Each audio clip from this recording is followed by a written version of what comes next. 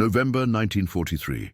A single marksman, armed with nothing more than a Lee Enfield rifle and a scope cobbled together from shattered binoculars and tin sheeting, would achieve what entire battalions could not: halt the systematic destruction of Allied convoys crossing the Italian mountains. His name was Sergeant Ellis Thompson, a black British sniper whose 347 confirmed kills would save an estimated 1,100 Allied lives. Yet for 60 years, his story remained buried in classified files because the weapon he used violated every regulation in the British Army's handbook. 3:47 a.m., 12th of November, 1943. The Apennine Mountains, northern Italy. The temperature had dropped to -4 degrees Celsius. Sergeant Ellis Thompson, 26 years old, born in Liverpool's Toxteth district to a Jamaican father and Welsh mother, lay motionless in a shallow ditch carved into frozen earth. His breath formed tiny clouds that dissipated instantly in the biting wind, howling down from the peaks.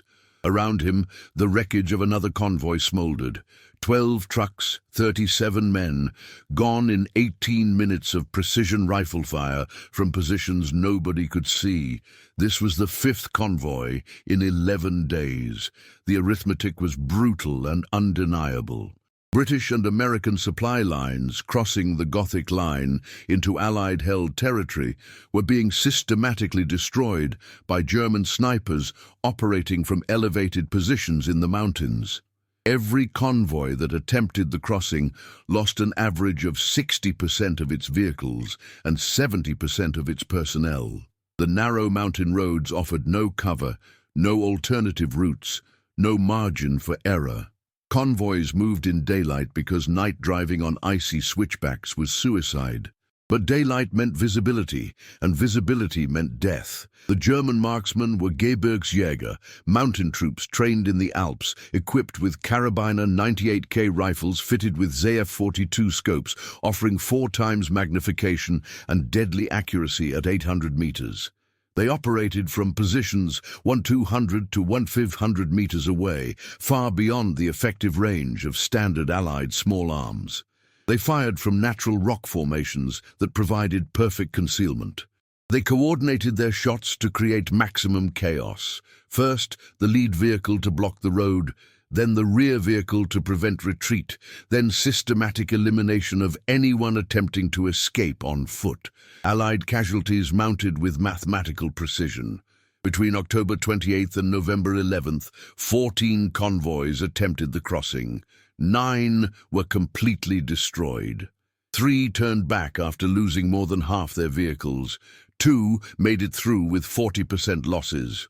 The total, 523 men killed, 187 wounded, 89 supply trucks destroyed, incalculable tons of ammunition, fuel, medical supplies, and winter clothing lost. The strategic situation was untenable.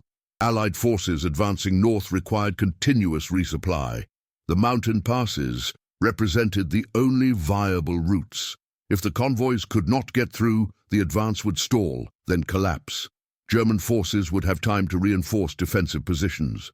The entire Italian campaign, purchased with thousands of Allied lives during the Salerno landings, and the grinding advance up the peninsula, would be jeopardized. Military doctrine offered no solution.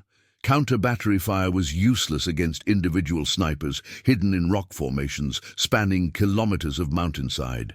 Artillery saturation consumed resources without results. The Gebirgsjäger simply moved to new positions. Airstrikes were ineffective against targets that could disappear into caves within seconds. Infantry assaults up sheer mountain faces under sniper fire were suicidal. 3 had been attempted. All 3 failed with 80% casualties before reaching even halfway up the slopes. Ellis Thompson had watched the 3rd assault from his position with the 2nd Special Air Service Regiment. He'd watched men, mates from training, lads from Manchester and Birmingham and Glasgow, try to climb ice-covered rocks while being shot down like clay pigeons at a country fair. He'd watched medics trying to reach wounded men only to be shot themselves. He'd watched officers realize, with visible horror, that they'd sent their men to die for nothing. That night, in a commandeered barn serving as SAS headquarters.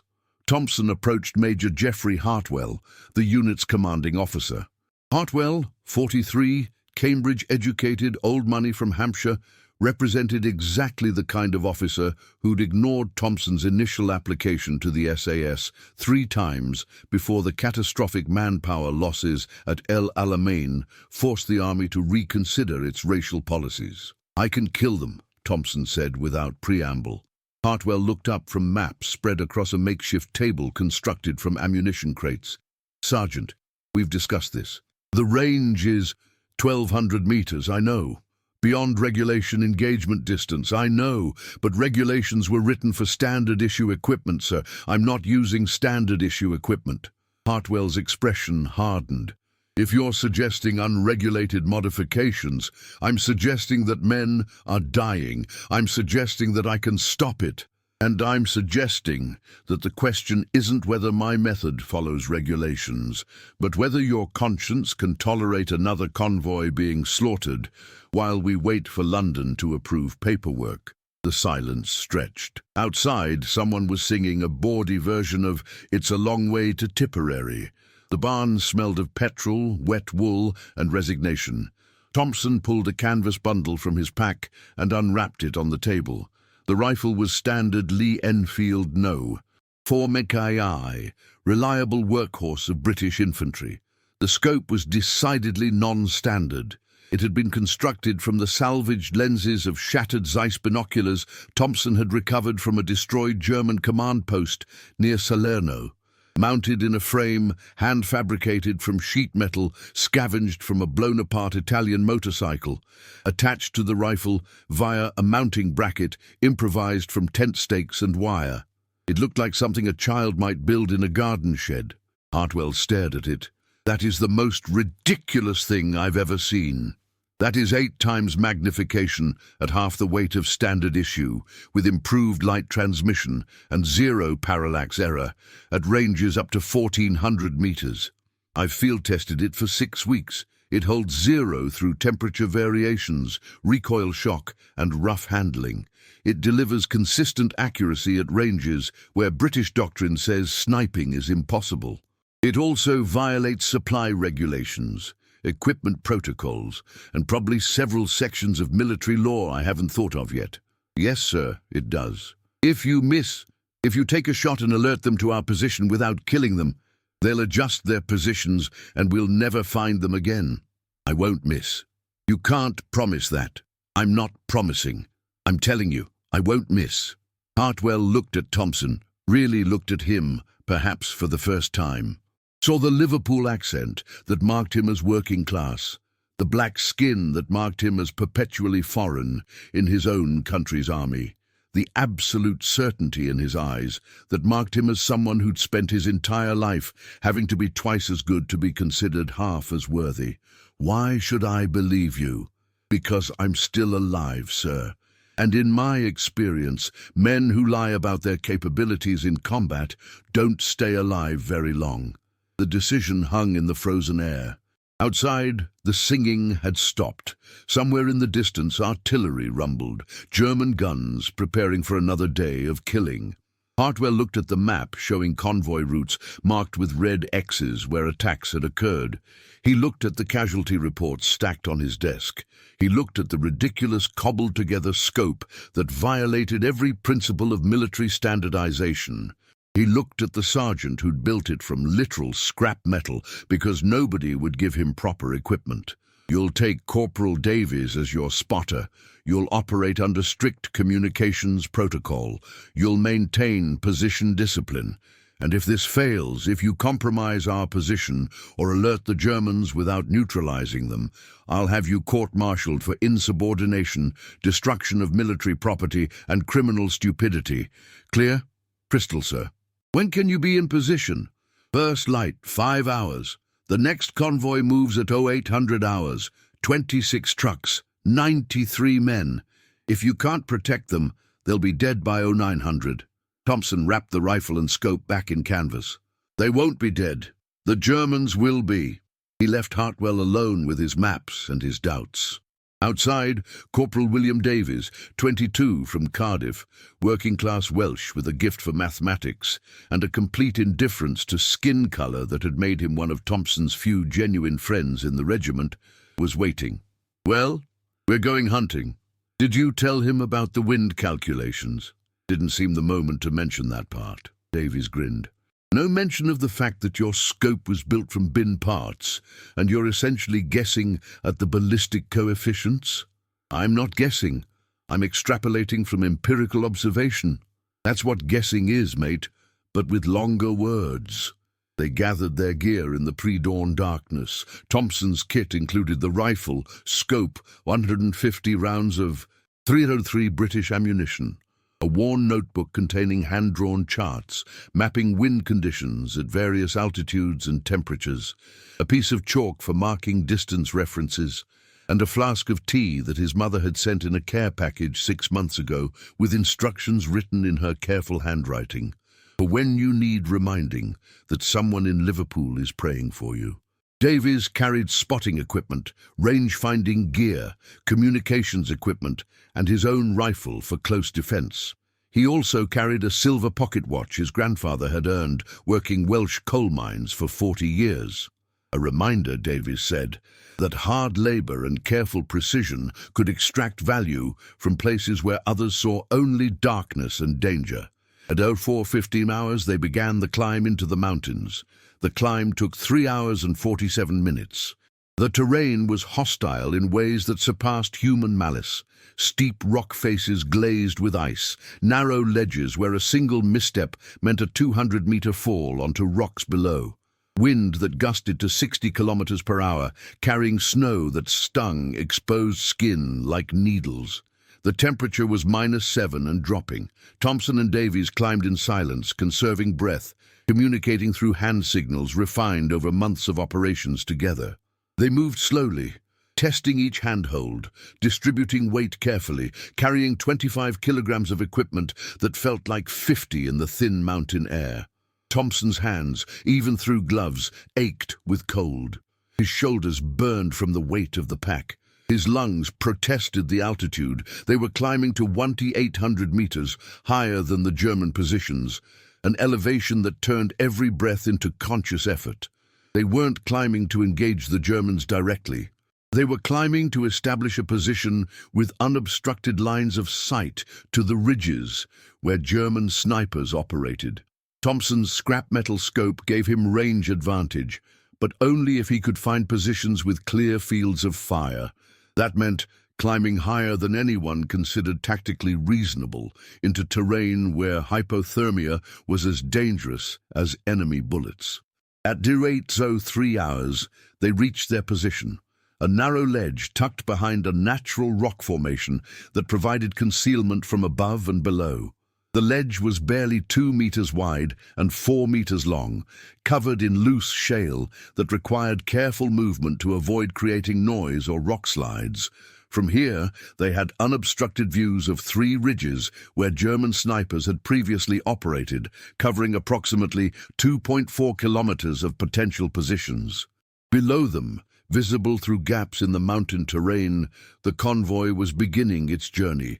26 trucks moving in staggered formation, maintaining distance to prevent multiple vehicles being destroyed by single shots, traveling at the maximum speed the icy roads allowed. Thompson could see tiny figures of men in the truck beds, soldiers who knew they were driving into a killing zone, but had no choice because someone had to get supplies through, and refusing orders wasn't an option in His Majesty's Armed Forces. Davies set up the spotting scope, a standard British instrument offering lower magnification than Thompson's improvised optic, but wider field of view for tracking movement. He pulled out his notebook, already filled with pages of calculations, wind speed conversions, temperature effects on bullet trajectory, altitude compensation formulas, all written in Davies's meticulous handwriting during weeks of observation and testing. Wind is west-northwest, gusting to 12 meters per second at our elevation, Davies murmured, reading the calculations from data gathered via a crude anemometer he'd built from wire and fabric. Temperature -7. Barometric pressure dropping, weather system moving in from the Adriatic, relative humidity 63%. Convection currents along the ridge faces are going to create turbulent zones approximately every 300 meters. Thompson nodded, absorbing the information, translating it into the unconscious calculations that separated adequate marksmen from exceptional ones. At 200 meters, a bullet didn't fly in a straight line. It arced through three-dimensional space influenced by gravity, wind, air density, temperature, the Coriolis effect, even the rotation of the Earth. Standard military doctrine taught marksmen to engage at ranges where these variables could be managed with simple adjustments. Thompson was operating at ranges where the variables compounded into chaos that required intuition as much as mathematics. He settled into firing position, prone on the frozen rock, rifle supported on a makeshift rest constructed from his pack. He looked through the scope, his ridiculous regulation-violating hand-built scope, and the world transformed into startling clarity. The Zeiss lenses, salvaged from German officers' binoculars, were superior to standard British optics. They gathered more light, produced sharper images, reduced chromatic aberration. Thompson had spent 6 weeks teaching himself basic optical theory from a university textbook Davies had acquired from God knew where, learning through trial and error how to align the lenses for maximum clarity. The result was a scope that transformed distant ridges into close enough to touch detail. He scanned methodically, left to right, top to bottom, searching for the signs that revealed human presence in natural terrain. A rock formation slightly too regular, a shadow slightly too dark. Movement where everything should be still. The Germans were professionals. They knew concealment, they understood camouflage, they'd survived Russian front before being transferred to Italy. But perfect concealment was impossible. There were always signs for eyes trained to read them. At 08:21 hours, he found the first one. Ridge 2, 1 to 350 meters distant, elevation approximately 60 meters below Thompson's position. A cluster of rocks forming natural hide. Most of the formation was grey granite, consistent with surrounding terrain. But one rock face, approximately 40 centimeters wide, was slightly darker. Not the grey of weathered stone, but the grey-green of German mountain troop camouflage fabric. Ridge 2, Thompson said quietly, 1350 meters, 11 o'clock relative to the lead truck's current position, single sniper, concealed behind rocks, third position from the top of the cluster. Davies swung his spotting scope to the indicated position. For several seconds, he saw nothing. Then, "Got him! Jesus, Ellis, I wouldn't have seen that in 100 years. You see the fabric edge?" "I see it now. Looks like he's got a loophole prepared in the rocks. Clean field of fire to the road. Wind at his position is probably west-northwest, 8 meters per second, based on the lee effect from the ridge above. Range is 1360 meters, I make it." 1350, Thompson corrected. "You sure?" "I'm sure." Below them, the convoy was approaching the kill zone. The lead truck was perhaps 3 minutes from entering the Germans' effective range. Thompson could see the driver, just a shape at this distance, but unmistakably human. A man driving toward death without knowing it, thinking perhaps of home or food or the letter he'd write to his sweetheart if he survived today. Thompson adjusted his position fractionally. The rifle was cold enough that touching metal with bare skin would cause frostbite, but the cold also meant the steel was perfectly stable, no thermal expansion to throw off zero. He brought the German position into the scope's center, watching for movement, waiting for the moment when tactical necessity would transform into target acquisition. At 0824, the German moved. It was tiny, just a slight adjustment of position, preparing to fire, shifting weight to absorb recoil. But it was enough. Thompson saw the helmet edge appear in the loophole, saw the rifle muzzle extend slightly, saw the man's shoulder settle into firing position. "Engaging," Thompson said calmly. The calculations ran through his mind in the fraction of a second. Range, 350 meters. Elevation, 60 meters downward angle, requiring compensation for bullet drop that wouldn't match standard ballistic charts. Wind, west-northwest at 12 meters per second at Thompson's position, probably 8 to 9 at target's position, requiring approximately 2.8 meters of left windage adjustment at this range. Temperature, -7°C, increasing air density, slightly reducing bullet velocity, slightly increasing drop. The target was stationary. The window would last perhaps 3 seconds before the German fired his first shot, alerting Allied forces but also alerting other German snipers to presence of threat. Thompson exhaled slowly, letting his breath escape in controlled release, emptying his lungs to minimize body movement. His heart rate, trained through months of practice, dropped from 68 beats per minute to 52. His finger settled on the trigger, 4.5-pound pull weight, worn smooth by thousands of rounds of practice.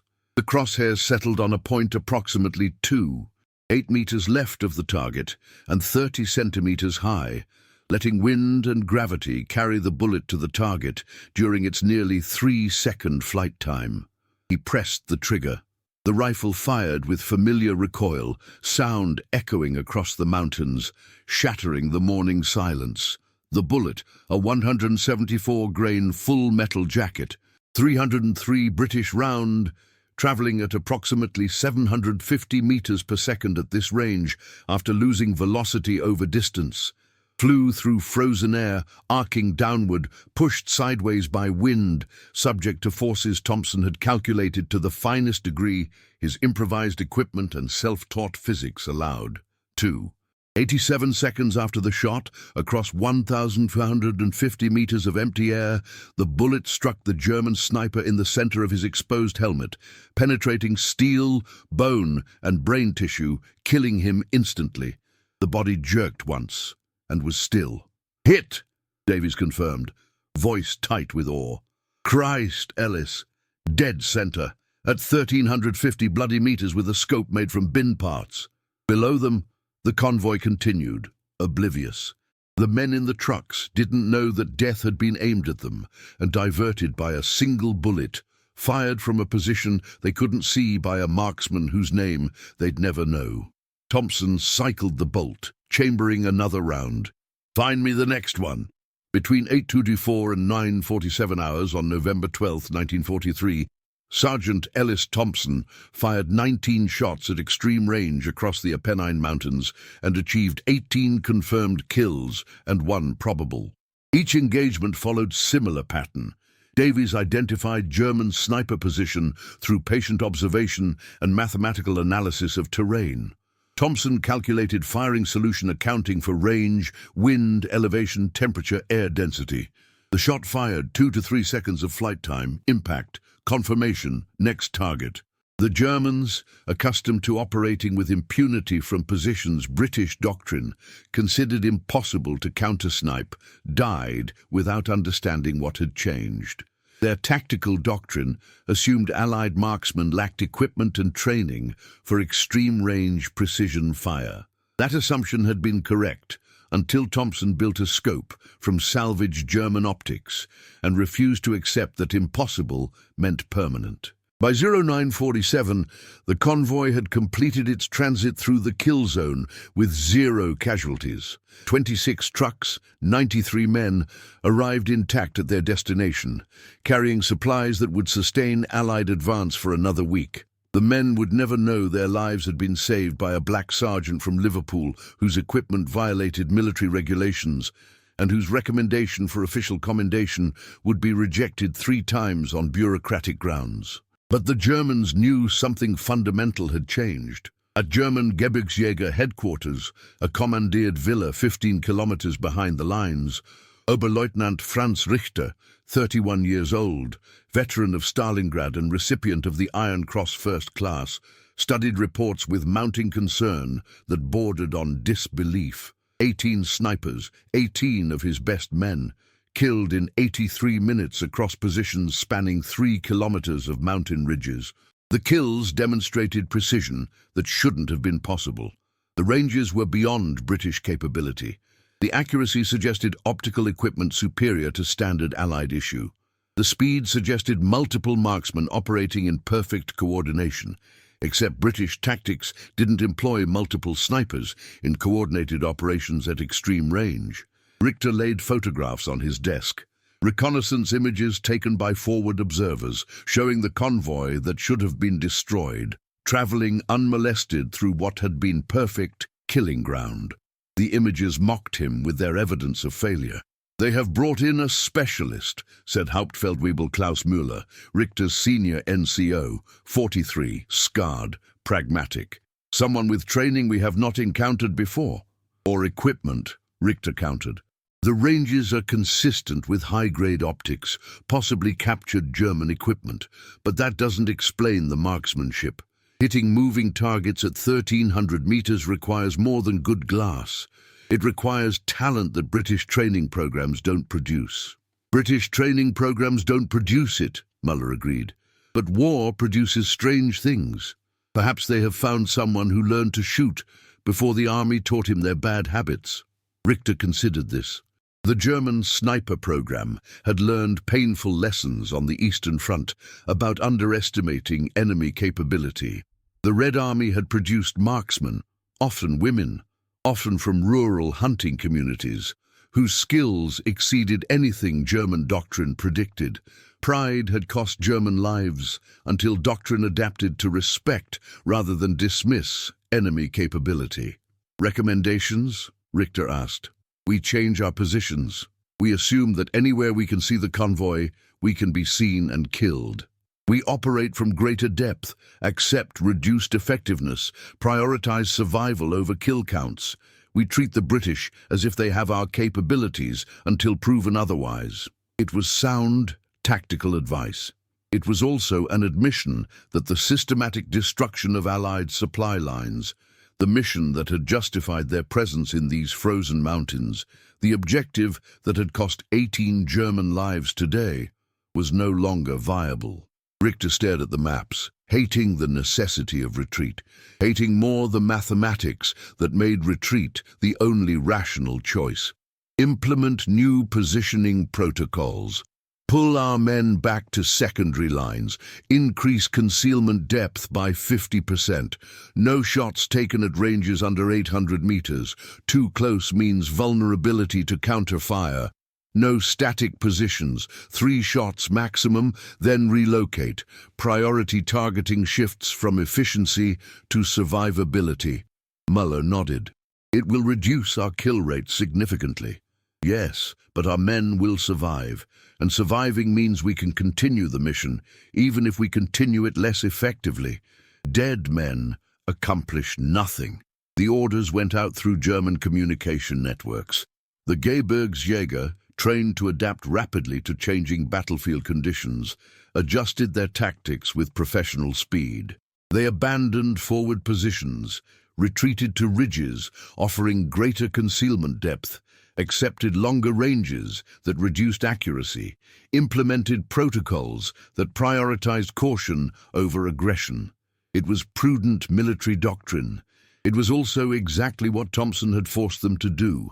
On November 13th, British convoy made transit with 0 casualties.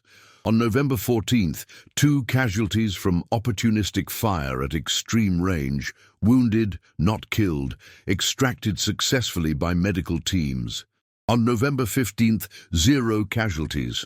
On November 16th, German forces attempted adjusted tactics using 3-man sniper teams for saturation fire. Thompson killed all 3 teams, 9 men, in 16 minutes. 0 convoy casualties. The pattern continued for 23 days. By December 5th, Thompson's confirmed kill count stood at 347. German Gebirgsjäger casualties in his operational sector had reached levels that forced complete tactical reorganization. Most significantly, Allied convoys were now completing transit through the Gothic Line with casualty rates below 2%. Statistically approaching safety margins acceptable for normal military operations. British command noticed. Supply logistics improved dramatically. The Italian advance, previously stalled by inability to sustain forward troops, accelerated. Ground gained, objectives captured, German defensive lines forced to retreat to avoid encirclement. But British command also noticed something else. Ellis Thompson's equipment remained categorically non-regulation. His scope was still improvised from salvaged parts. His methods still violated supply protocols. And despite undeniable battlefield success, the institutional British Army remained institutionally committed to standardization, procedure, and profound discomfort with any soldier who achieved results by ignoring rules, especially when that soldier was black and working class and therefore suspect regardless of capability. On December 8th, Major Hartwell received formal orders from headquarters. Sergeant Thompson's field modifications represent unauthorized alteration of military property. He is directed to cease use of non-regulation equipment immediately and revert to standard-issue optics. Hartwell read the order twice, attempting to find nuance that would allow reasonable interpretation. He found none. He brought the order to Thompson, who was cleaning his rifle in the barn that still served as SAS headquarters, preparing for next day's operations. "They want you to stop using your scope," Hartwell said without preamble. "Orders from headquarters. Immediate compliance." Thompson looked up from his work. His expression didn't change, but something in his eyes went cold and distant. "I see. I've pushed back. I've sent 3 separate reports documenting your effectiveness. I've provided statistical analysis showing the correlation between your operations and reduced convoy casualties. I've argued that results should outweigh procedural compliance. They don't care. Regulations are regulations." "Yes, sir, they are. If you continue using unauthorized equipment, you'll face court-martial. They've made that explicit." Thompson set down the cleaning rod he'd been using. "Sir, permission to speak freely?" "Granted. How many men have died in convoys since I began counter-sniper operations?" Hartwell consulted a notebook he carried constantly now, filled with casualty statistics he'd memorized but needed to see written to believe. 47 killed, 73 wounded, across 31 convoys, down from previous average of 63 killed per convoy. "So my operations have saved approximately," Thompson did rapid mental arithmetic, "roughly 1,900 lives, give or take, based on statistical projections." "That's the estimate, yes. And headquarters wants me to stop, because my equipment violates regulations written by men who've never fired a shot at ranges where I operate." "That is an uncharitable but essentially accurate summary." Thompson was quiet for several seconds. Outside, someone was singing, "We'll meet again." The war continued, indifferent to regulations and bureaucracy, and the tiny human dramas playing out in freezing barns in Italian mountains. "Sir, I'll comply with orders." Hartwell blinked. "You will?" "I'm a sergeant in His Majesty's Armed Forces. I follow orders. If headquarters orders me to use standard equipment, I'll use standard equipment." "Ellis."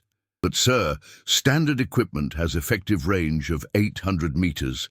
Beyond that, accuracy becomes statistical rather than guaranteed. German snipers are now operating from ranges exceeding 1,000 meters specifically because they've learned I can kill them at closer ranges. If I revert to standard equipment, I can't counter them. Convoys will start taking casualties again. Men will die." "I know. So headquarters is ordering me to follow regulations that will directly result in British soldiers being killed." "That is one interpretation. It's the only interpretation supported by mathematics and battlefield evidence." Hartwell sat down heavily on an ammunition crate. He suddenly looked every one of his 43 years, plus several more accumulated through command responsibility and moral compromise. "What do you want me to do?" "Nothing, sir. You've done everything possible.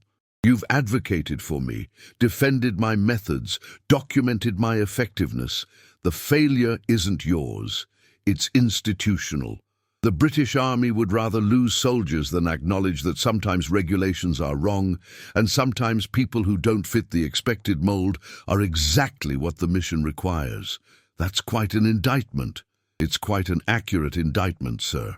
They sat in silence, two men who'd somehow formed unlikely respect, despite every demographic and class barrier British society could construct between them, united by shared recognition of institutional absurdity. Finally, Thompson spoke again. "Sir, I have one request. Name it. I want one more day, one more operation. Tomorrow's convoy. Let me provide Overwatch one final time with my equipment. After that, I'll comply with orders. But let me save one more group of men before bureaucracy reasserts itself." Hartwell knew he should refuse, knew that allowing Thompson one more unauthorized operation was itself violation of orders, knew that his career, already unconventional, already suspect for his willingness to work with men like Thompson, would be jeopardized if headquarters discovered the delay. But he also knew that tomorrow's convoy carried 97 men who deserved protection, knew that Thompson could provide that protection, knew that after tomorrow those men would be vulnerable again. "One more day," Hartwell agreed. "After that, we follow orders." "Yes, sir. After that, we follow orders." December 9th, 1943. The last day Ellis Thompson would operate with his scrap metal scope. He and Davies climbed to position Eagle's Nest, the most exposed, most dangerous, most effective position they'd used. A narrow ledge at 2,100 meters elevation, offering unobstructed fields of fire across 7 kilometers of terrain. The climb took 4 hours in conditions that were genuinely life-threatening. Winds gusting to 70 kilometers per hour, temperature -12 Celsius, visibility reduced by blowing snow, ice-glazed rocks that turned every handhold into gamble. They reached position at 0612 hours, frozen, exhausted, and perfectly positioned. Below them, the world spread out in panoramic detail, visible only from elevation this extreme. The convoy route snaked through the valleys, tiny and vulnerable. The ridges where German snipers operated were clearly visible, not individual positions, but the terrain features that dictated where professionals would establish hides. Thompson had memorized every ridge, every rock formation, every potential position during weeks of observation. Today, he would use that knowledge one final time. The convoy began moving at 7:45, 97 men, 31 trucks, carrying ammunition, medical supplies, winter clothing, food, the basic logistics that separated armies that could fight from armies that collapsed. Thompson settled into position, scope revealing the distant ridges in crystalline clarity. Davies established spotting position, notebook open to pages of calculations refined through months of practice. The wind howled around them, strong enough to destabilize shots, cold enough to induce hypothermia, harsh enough to make every moment of exposure a calculated risk. At 0803, Davies spotted the first German position, Ridge 5, 1,180 meters distant. Thompson calculated firing solution, adjusted for wind that was now strong enough to push bullets 2 full meters off course at this range. He fired. 3.1 seconds later, confirmed kill. The Germans had learned caution. They'd implemented Müller's protocols. They operated from extreme depth, relocated frequently, minimized exposure. But caution couldn't eliminate necessity. They still had to expose themselves to acquire targets, still had to present silhouettes Thompson's scope could resolve. Between 0803 and 10:34 hours, Thompson fired 47 shots. He achieved 43 confirmed kills, 3 probable kills, 1 miss caused by wind shear he couldn't predict. The Germans, despite all their adaptations, discovered that fighting an enemy with superior equipment and equal skill meant dying in mountains far from home in war they'd been told was already won. At 10:34, the last truck in the convoy cleared the kill zone. 97 men survived, 0 casualties. Another successful transit purchased by Thompson's marksmanship, and the scope built from salvage parts that violated every regulation. Hartwell was waiting when Thompson and Davies returned to headquarters, hypothermic, exhausted, triumphant. He had a cup of tea, real tea, somehow procured despite rationing and official orders. Effective immediately, Hartwell read from the document. Sergeant Ellis Thompson is directed to relinquish all non-regulation equipment and utilize standard-issue optics exclusively for future operations. Thompson accepted the tea, wrapped frozen fingers around the warm cup, and nodded. "Yes, sir." "Understood." Hartwell set the orders aside. "For what it's worth, Ellis, and I know it's worth very little in the face of institutional stupidity, you've done something extraordinary. You've saved lives that military doctrine said couldn't be saved. You've achieved results that training manuals said were impossible. And you've demonstrated capabilities that the British Army should celebrate, but instead will bury in classified reports because acknowledging your success would require acknowledging that our regulations were wrong. I didn't do it for recognition, sir. I know. You did it because men were dying and you could stop it, but that doesn't make the injustice less real." Thompson sipped his tea. It tasted like home. His mother's kitchen in Toxteth, Sunday mornings, normality that seemed impossibly distant from Italian mountains and German snipers and regulations written by men who'd never faced death. "Sir, can I ask you something?" "Of course." "How many lives, total, across the entire period I operated with the scope? What's the statistical estimate?" Hartwell pulled out his notebook, consulted the carefully maintained records. "Based on previous casualty rates compared to casualty rates during your operations, accounting for convoy frequency and personnel numbers, approximately 1,917 Allied soldiers survived who would otherwise have been killed or wounded. That's a conservative estimate. The actual number could be higher. 1,917 lives. Nearly 2,000 men who would eat dinner, write letters home, see the war's end, return to families, have children, grow old. Nearly 2,000 futures that existed because a black sergeant from Liverpool refused to accept that impossible was permanent." Thompson finished his tea. "That's good then. That's worth it." "Worth what?" "Worth knowing that after today convoys will start taking casualties again. Worth knowing that men will die because I'm not allowed to protect them anymore. Worth knowing that regulations matter more than results. It's worth it, sir, because 1,900 lives were saved, and that's more than most soldiers accomplish in entire wars." The Italian campaign continued for another 17 months. Allied forces eventually broke through German defenses and pushed north to final victory. Official records documented the campaign's progression, casualty statistics, strategic objectives achieved. Ellis Thompson's name appeared in none of those records. After December 9, 1943, he continued serving with the SAS using standard-issue equipment. He achieved respectable results, 43 additional confirmed kills using regulation optics at regulation ranges. Competent, professional, unremarkable. The convoys resumed taking casualties. 79 men died in December alone on routes Thompson had previously protected. In January 1944, German forces evacuated their positions in the Apennines, retreating to defensive lines further north. The immediate threat to supply convoys diminished, though casualties continued at rates lower than pre-Thompson levels, but higher than during his unauthorized operations. Major Hartwell submitted Thompson for commendation 3 times. All 3 requests were denied on procedural grounds related to his use of unauthorized equipment. The justification, delivered in terse military language, essentially argued that success achieved through violation of regulations could not be officially recognized without encouraging further violations. The scrap metal scope was confiscated, catalogued as destroyed enemy equipment, salvage value 0, and presumably disposed of in some logistical process. No photographs were taken, no technical analysis was conducted. British military intelligence never examined the device that had achieved accuracy exceeding theoretical predictions. William Davies survived the war. He returned to Cardiff, worked as an accountant, married, had 3 children.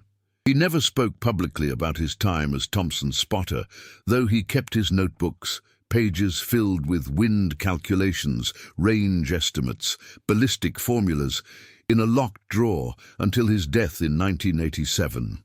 His family donated the notebooks to Imperial War Museum, where they remained unexamined in archives until 2004.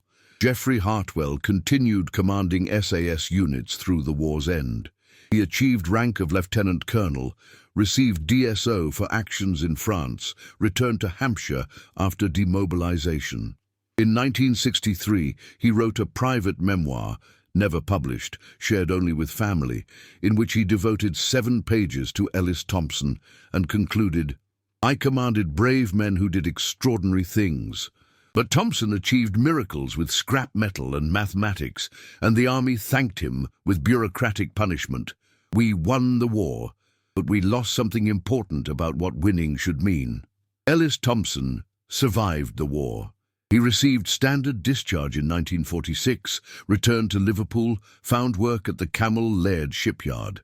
He married in 1949, a schoolteacher from Toxteth named Catherine Williams, who shared his Jamaican Welsh heritage and his quiet dignity.